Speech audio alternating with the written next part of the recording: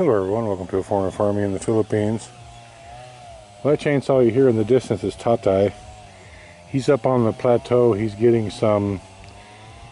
some small trees for posts for the frame to hold the tarp in. Decided that's the way we're going to do it rather than moving so much dirt. We're just going to build a little frame to hold the tarp higher, about 6-8 inches than the bank here, so that way we don't have to move 5 or 6 yards of dirt onto the top. Came down to get started and my bar is gone. I think Tatay was using it and didn't put it back, so I'm just going to use my shovel here. It's nice soft ground now, so I'm going to finish this up while Tatay's up there, and we might actually get the tarp in today. Alright, I finished up this ditch, and it's straight enough. A little bow in it down there, but good enough. So I'm going to have Tatay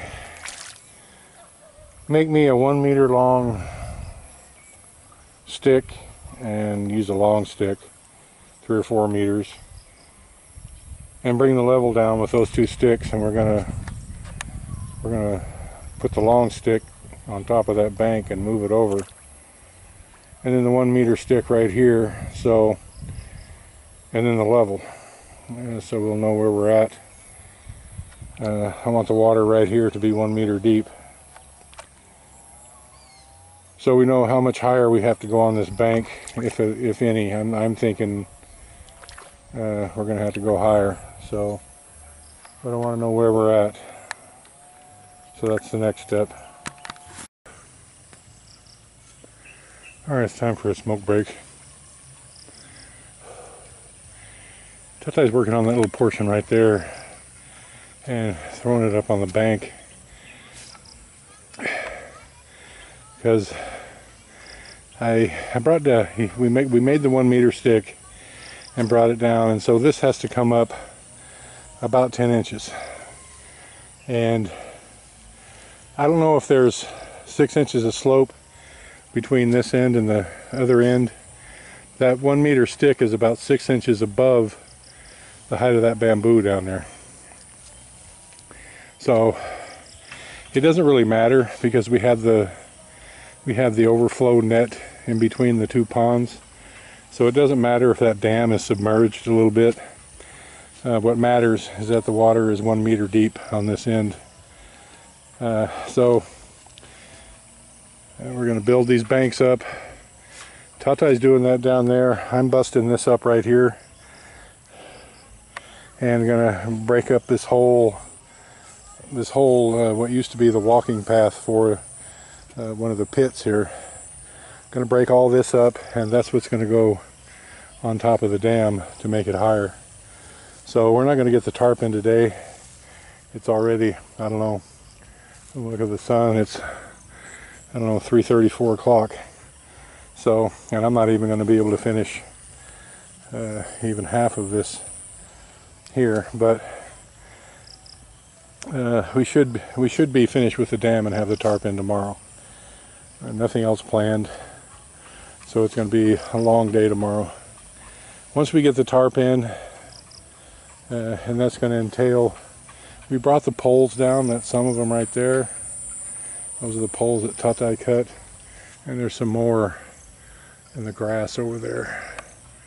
So it's just basically going to be poles sticking like this bar on this side of the dam, and we're going to cut 2 or 3 pieces of bamboo to run laterally, and we're going to attach the tarp to that, and so we should be able to get the dam done tomorrow. I'm hoping. And once we get the dam done, I'm sure we're going to have to raise up this side a little bit, maybe, I don't know, 6 inches to match the side here, to match the dam. And so I don't know, a couple, 3 days, and this pond will be complete. This one, I don't know. We'll cross that bridge when we come to it.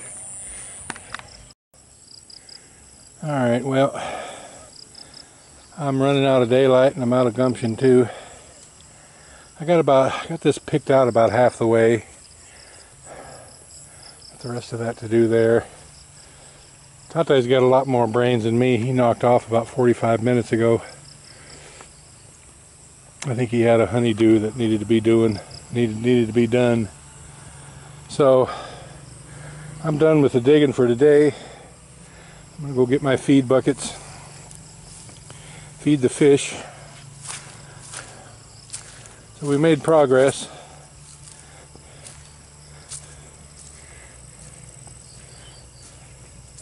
That looks a lot better right there. I guess Tate knocked off because he was pretty much done.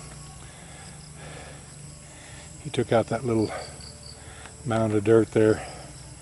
So what we're going to do is just come on around the edge there and start throwing dirt up on this bank.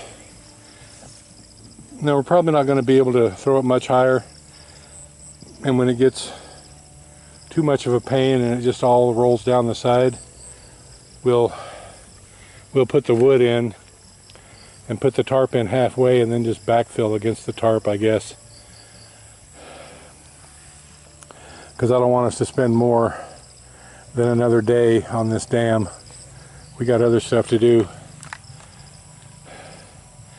Another day on the dam and maybe another day on both the walls. And I don't know, probably once we get this dam here done on the third pond, we'll just use it as it is. That's what I'm thinking, rather than trying to dig all that soil back there out. So we'll use this little middle here for the rest of the dam, and that next one,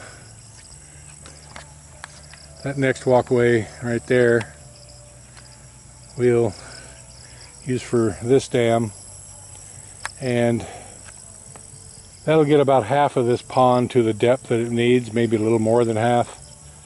We'll see if we take that next one down as well. But that last 1/3 is the high part. And Tate and I were talking about it earlier. He doesn't know where we're going to move the dirt either. His suggestion was to bring in a bulldozer. And of course he's absolutely right. But we're about, I think it's 10,000 pesos to have the dozer dropped here, and then it's used to be 3,500 an hour. I don't know what it is now. It'd only take a dozer about an hour to move that side of the pond level, push it up on the bank or push it away. But then it would be irritating me that we basically wasted that 10,000 pesos to have it brought here. I'd like to get the rest of those other 2 fields there done, but